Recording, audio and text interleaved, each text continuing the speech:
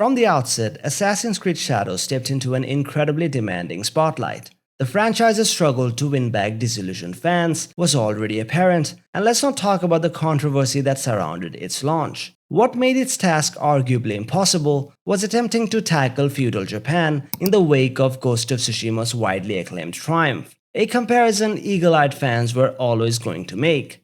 Out of all the games slated for 2025, Assassin's Creed Shadows truly stood out as a top contender for my most anticipated title. The long-desired visit to the land of the rising sun, a destination fans of the series, myself included, had practically begged for, fueled this immense hype. But then came the flood of lukewarm and outright negative reviews, which quickly convinced me to hold off until a price drop. Almost 3 months later, I finally picked it up, played it, but didn't beat it. Trust me guys, I tried. I really tried. And after about 20 hours of gameplay, I find this game to be a mixed bag that is absolutely frustrating to play.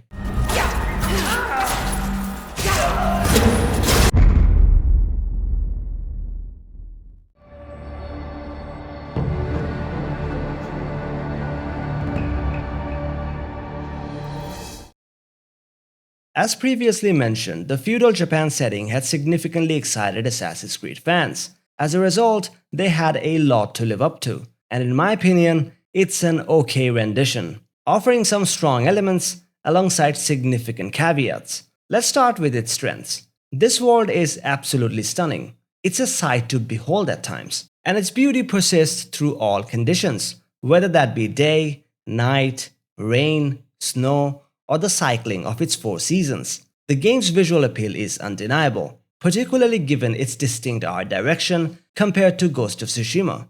Ghost opts for a colorful and striking palette, whereas Shadows leans into a bleak, serene presentation. This can be both a good and a bad thing, though I do miss the aggressively blowing leaves from Ghost. From those atmospheric Zen gardens to secluded ninja villages and bustling merchant districts, the world is truly captivating. The immersive natural landscapes featuring dense bamboo forests, vibrant cherry blossom groves, and majestic snow-capped mountains, promising breathtaking vistas. The timeless joy of ascending synchronization points and beholding the expansive beauty of the world below is a consistent highlight of this franchise.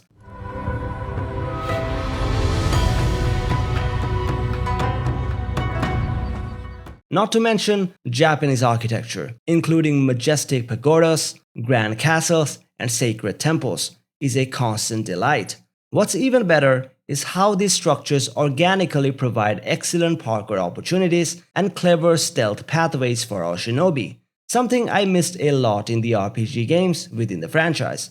This is a game that fully immerses players in its depicted setting. I appreciate how the game immerses players in Japanese culture through the characters' actions, their attire, and various in-world elements, allowing for rich cultural immersion, at least based on my limited knowledge of feudal Japan. While those are the game's strengths, this game is a repetitive fest. As with all the RPGs this franchise put out so far, the lack of variety is a significant problem. I didn't find a single distinct or memorable place in the entire game. Everything looked and felt the same. One must consider that this game's release occurred in a landscape already defined by Ghost of Tsushima. In Ghost, settlements like Umugi Cove or the Golden Temple, for example, stood out. The fact that I still remember them is truly amazing. But here, I can't recall a single named location. Ubisoft's design philosophy, characterized by clutter and quantity over quality, is deeply frustrating. Their focus seems to be on extending playtime rather than building truly memorable game worlds. I'd even venture to say that AC Mirage's Baghdad offered a more detailed and compelling experience than this rendition of feudal Japan, a perplexing outcome considering the latter's inherent cultural depth. It's hard to believe that this is a current-gen only title. While it looks great at times, the game occasionally feels and looks like a PS3 game. This is due to how poor the exploration of this world can feel at times. The inability to climb mountains during your traversal, running around as Yasuke, not being able to climb most things, coupled with NPCs who feel like mere robotic set dressing, really detracts from the experience. It simply doesn't feel alive or dynamic in the way Ghost of Tsushima so masterfully does. Adding to the woes are peculiarly implemented horse riding mechanics and the all too familiar Ubisoft jank. I mean, just look at the HUD for example. It's incredibly messy. Remember how Ghost would dynamically adjust its HUD based on your actions? This one is just so cluttered in comparison. About 10 to 12 hours into the game, I already felt like I'd seen everything it had to offer, and at that point, I still had half of the map left to see. Even for a game scaled more like AC Origins, this one feels bloated and excessive. The seemingly endless synchronization points, repetitive enemy bases, and animal paintings are ubiquitous. This approach results in a game that misses the essential heart that should define a culturally profound setting like feudal Japan. It does have great side stories here and there. I haven't done many, but one mission featuring Naoe's romantic interaction with a man was particularly enjoyable. But most of them are just copy-paste side content. Then kiss me.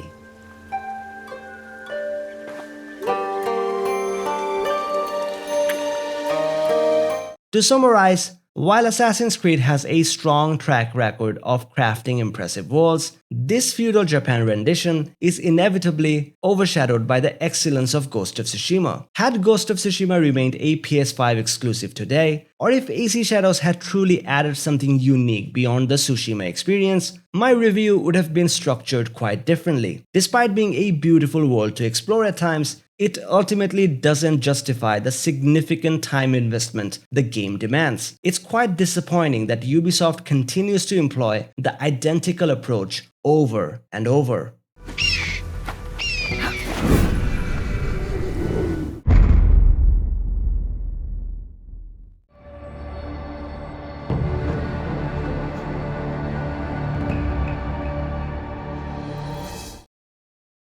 For me, the most captivating element of Assassin's Creed Shadows is its gameplay. It's genuinely exciting to witness the series re-embrace its stealthy foundations, a refreshing change from the more action-oriented direction we saw since Origins, Mirage being the notable exception. Before delving into the mechanics, it's crucial to introduce both protagonists and their starkly contrasting playstyles. Naoe, the shinobi, and Yasuke, the samurai. Naoe is an absolutely blast to play as. In fact, I've spent significantly more hours with her than our samurai. I appreciate that the game offers the choice to play as either character during pivotal story moments. I'll slip outside and thin out their ranks. Her movement is incredible. She's resourceful, fast, and enhanced by subtle animations that perfectly embody the play me essence of Assassin's Creed. The acrobatic moves she performs while falling to the ground, for example, is incredibly satisfying to pull off. It's so good, I could literally do this all day.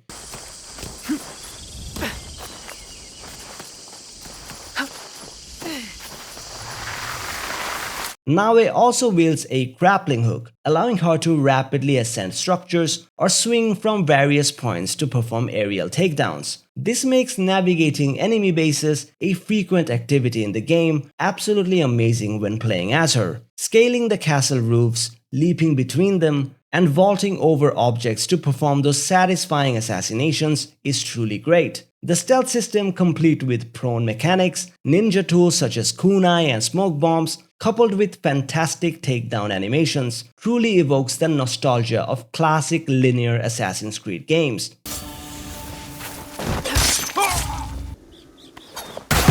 The stealth mechanics can at times prove surprisingly simplistic, allowing players to easily exploit tall grass concealment and repeated whistling for sequential stealth assassinations. Despite the significant marketing focus on how seasons would affect moment-to-moment gameplay, I honestly didn't find their influence particularly compelling during combat encounters. Furthermore, Naoe is equally formidable in direct combat, thanks to her impressive arsenal, including the katana, tanto, and my personal favorite, the kusarigama. While the katana and tanto are straightforward, culturally accurate swords and knives, the kusarigama excels at crowd control, boasting incredibly satisfying animations. I also think the combat has significantly improved. Facing enemies head-on as Naoe is awesome. I was never a huge fan of Assassin's Creed's combat, but I really like it here. It's incredibly immersive. The way enemy armor visibly shatters in real time during combat is fantastic. I particularly appreciate the artistic flair of the assassination takedowns. They feature a wealth of fine details.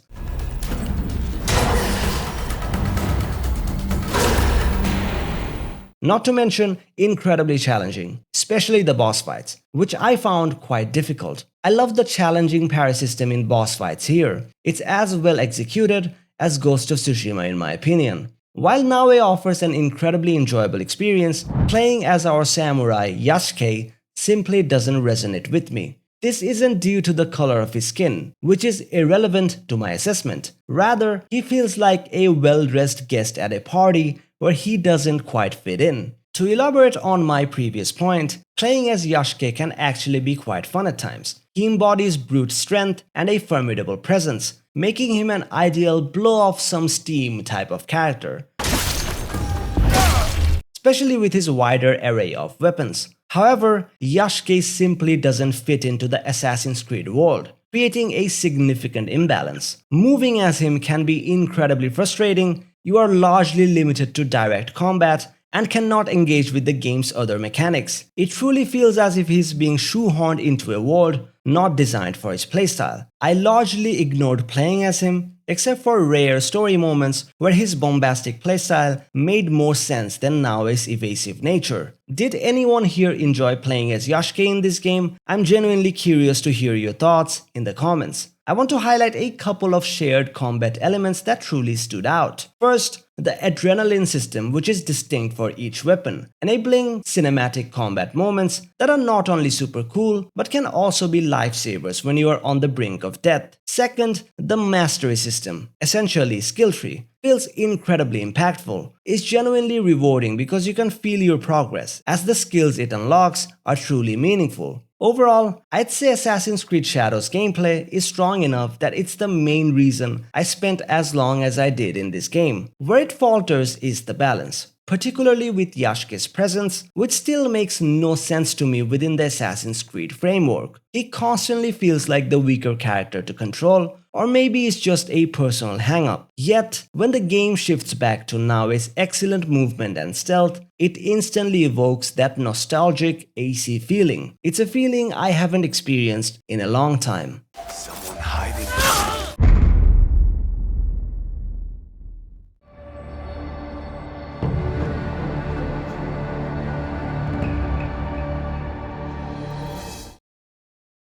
Let's get into the story without spoiling anything. The opening of Assassin's Creed Shadows story genuinely surprised me. I was immediately hooked, captivated by both Yasuke's and Naoe's personal struggles amidst the historical events and conflicts of the Sengoku period. Yasuke's tragic arc and Naoe's developing quest for vengeance were both highly compelling. This compellingness of the narrative in Assassin's Creed Shadows persisted for a significant duration, particularly with the well-placed sprinkles of Naoe's past with her father and the excellent support from characters like Tomiko and Junjiro. I was genuinely eager to discover what lay ahead. While the imbalance in screen time between the two protagonists felt a bit unusual at the start, I appreciated how in the initial hours, everything started to piece together and make sense. The sequence depicting Yasuke and Naoe's transition from bitter adversaries to allies was expertly executed. However, the story becomes a frustrating experience to play after that point. From then on, you can approach your targets in any order, which unfortunately leads to repetitive fest I alluded to. You find yourself performing the same things repeatedly. Each target involves multiple investigatory branches to unmask who they are, followed by infiltrating an enemy base where they reside for their assassination. That's it. That's the core moment-to-moment gameplay. There's simply no variety. It's a series of copy-pasted story beats with minor twists here and there. My patience wore thin as the repetitive tasks mounted, leading to a complete inability to engage further. It was frustrating because from a narrative standpoint,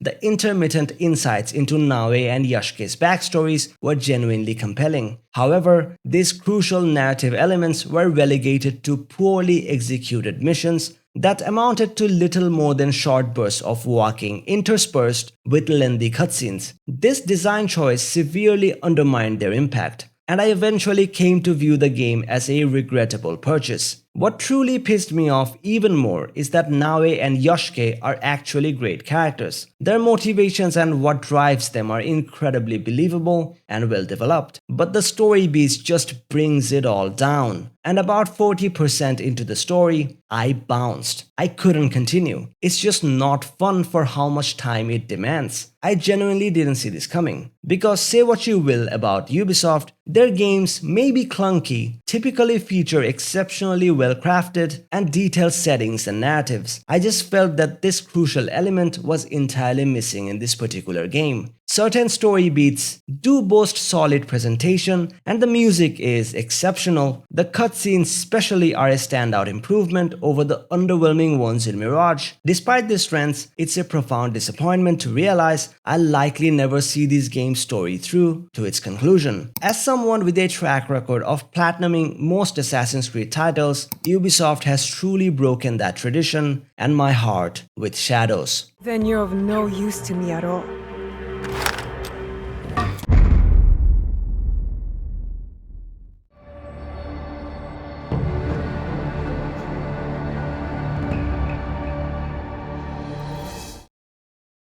Well, here we are again. Another Assassin's Creed game that, despite what I and many others hoped, doesn't actually innovate but just keeps pushing out more games, leaning heavily into the quantity over quality mindset. This game offers nothing genuinely new. It's essentially the same experience as its predecessors, just repackaged with a fresh Japanese coat of paint. While the gameplay and the stealth is very interesting, I still absolutely cannot recommend this game. Ghost of Tsushima excels in every aspect, doing everything this title attempts, but 10 times better. My advice? Play Ghost of Tsushima if you haven't played it, or replay Ghost of Tsushima if you did, and avoid wasting your money on this one, as I unfortunately did. I'm not proud of this video much because I was genuinely expecting to say positive things about this game because I'm a very positive person. But this game was unfortunately a rage quit for me. The only thing that kept me going for 20 hours is Naoe. She's truly an amazing character to play as that shows a little glimmer of hope